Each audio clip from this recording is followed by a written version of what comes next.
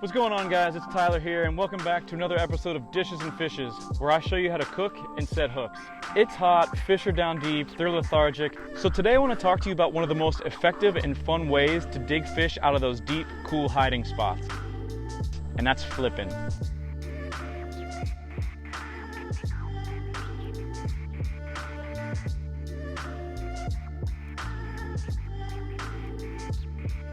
Flipping is when you use a heavy powered rod, usually some pretty high strength braided line and maybe some fluorocarbon leader.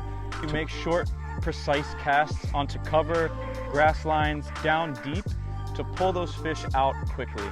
The best spots for me flipping is the inside and outside edges of grass lines.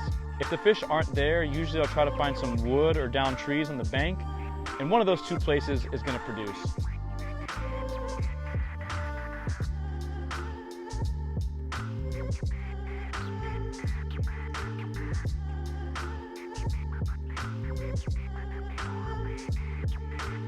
When it comes to flipping, there's three main things that I think about when it comes to my presentation. The profile or action of the bait, the color of the bait, and the fall rate of the bait. When it comes to the profile, there's really three things that I stick with. Large profile baits like creature baits, smaller profile baits like a jig,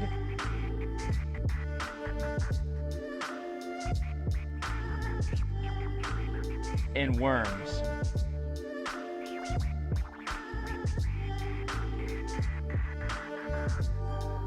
It all depends on the particular day what they want, but usually if you throw those three things, one of them will work.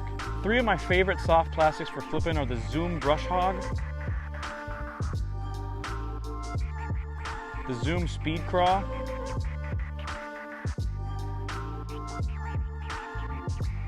and the Yum Money Craw. Those three things all have pretty good action, and I would consider them larger profile. And on a given day, I bet you one of them will work. If one of those soft plastics won't work, I'll usually throw a jig. And my favorite jig trailer is a Zoom Z Hog.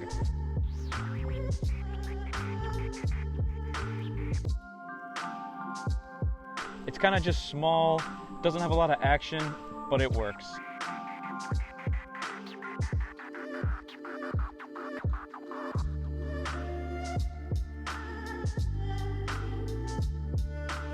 As far as worms go, you want to throw a large worm with a curly tail or a ribbon tail, and my favorite colors for that are just plum or some kind of natural,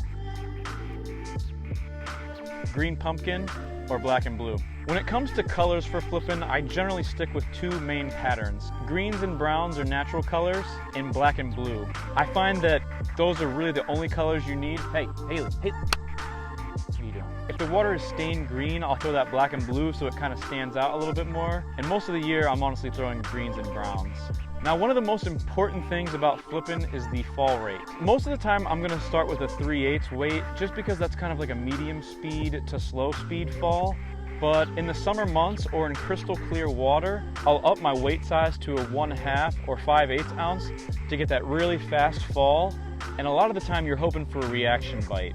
If the water's kind of dirty or if it's cool, I'll stick with a lighter flipping weight to get that nice slow fall to give the fish more time to react. When you rig a flipping setup up, generally I like to stick with 20-pound braid to 15-pound fluorocarbon leader. I really don't use those heavier braids, although some could argue that they work better. For me, 20-pound is fine, but you definitely want to use braided line in some capacity for this setup. I also prefer the wide gap hook as opposed to the straight shank round bend hooks.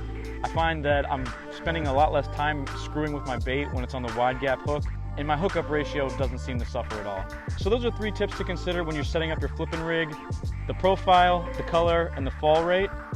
Try them out for yourself and let me know how it goes. Thanks for watching.